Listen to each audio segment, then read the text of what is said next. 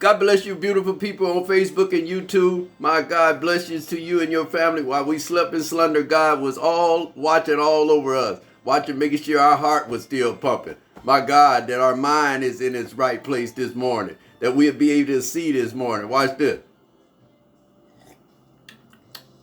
We able to taste this morning. I know you think about, what is he talking about? Yeah, you don't think about those things until you wake up and I can't smell nothing.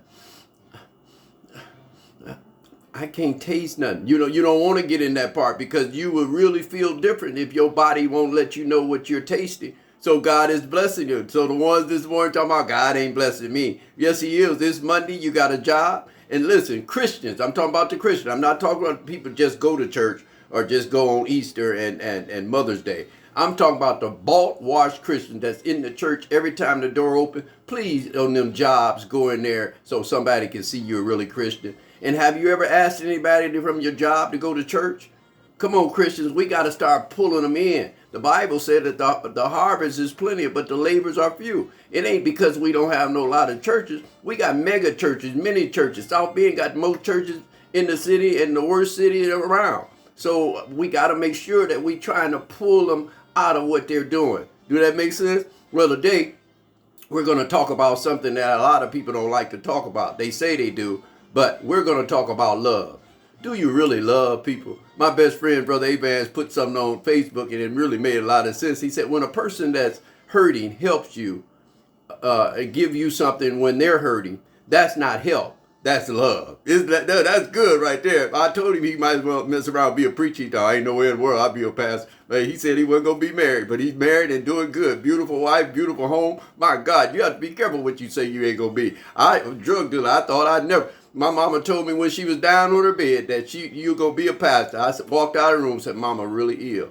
My God. And I had all the drugs on me, pistol on me, straight razor on me, and everything else. And when she prophesied to me, my God, now I'm 11 years going to a pastor. Don't you tell me God don't show up and have a destiny for your life. I'm preaching good. Today we're going to talk about love. And when you think you say you love, let's do a test. Look over at your husband this morning and say, honey, you know what? I love you so much. How you go to work, you take care of the children. Look over at your wife and say, you know what, sweetie?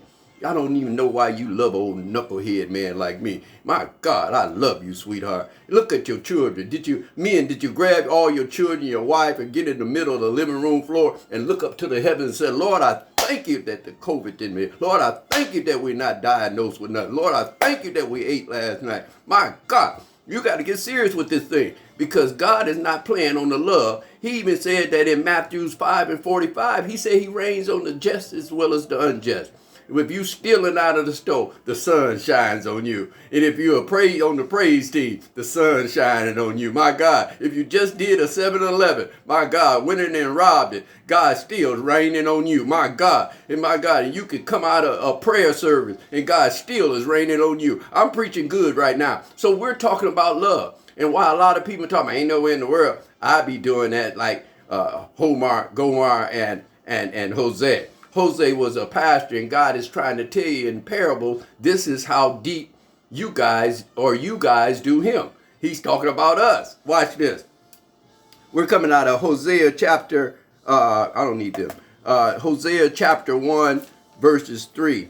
It said, the Lord had Hosea marry a prostitute named Gomer. He took her as his wife, but Gomer kept on wandering into the arms of other lovers. So Gomer kept cheating on Hosea, and she left him with the kids and went out into the arms of other lovers, turning her back on him, spurning him, and committing adultery against him again and again. Now, a lot of y'all saying, now, why did God had Gomer marry her?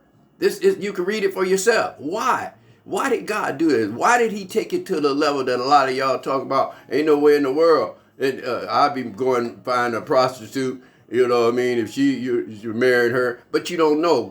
It was God's will to set this up to give us a parable of how much he loved. Let's look at another one. Genesis chapter 16. It said that Sarah told Abraham, go sleep with my maid servants perhaps we can build a family from that. But only thing with that, God had to show her that you can't fix it.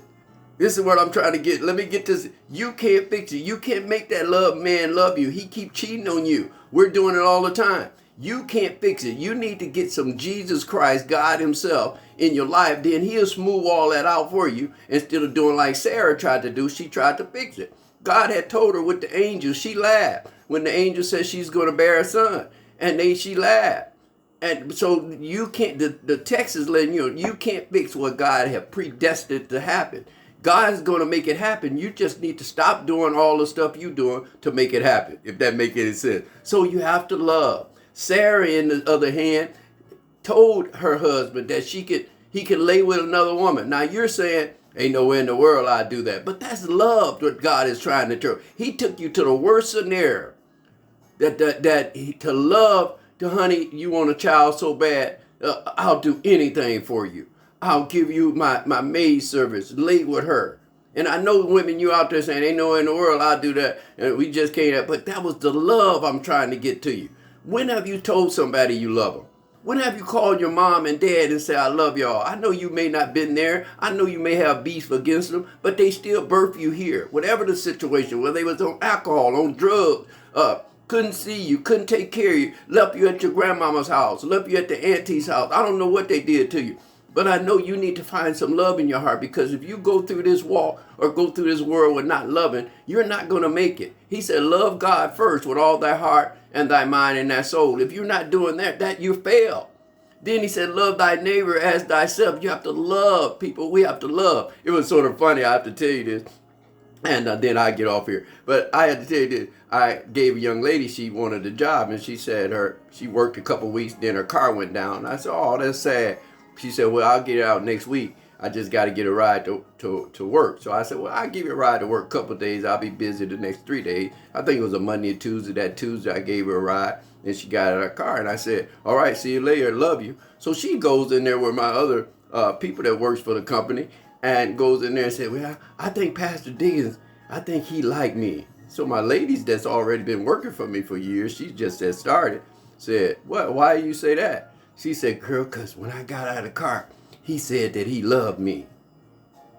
They said that they looked at each other and all of them started laughing. Said, Pastor Dickens say that to everybody. All right, see y'all later. I love you. And I do. I say that with the guys. And guys, you're not weak because you tell another brother you love him. Man, I love you, man. I don't care if you... Man, I love you, man. Much love. Y'all know what I'm talking about. Give him a hug, man. The Moffat used to kiss each other. Mwah, mwah. That was love. That means I'm for you. Does this make any sense? We have to love people, and even with the politics and what's going on with the earth. I haven't seen the Democrat and Republican holding hands yet and saying, you know what, let's pray.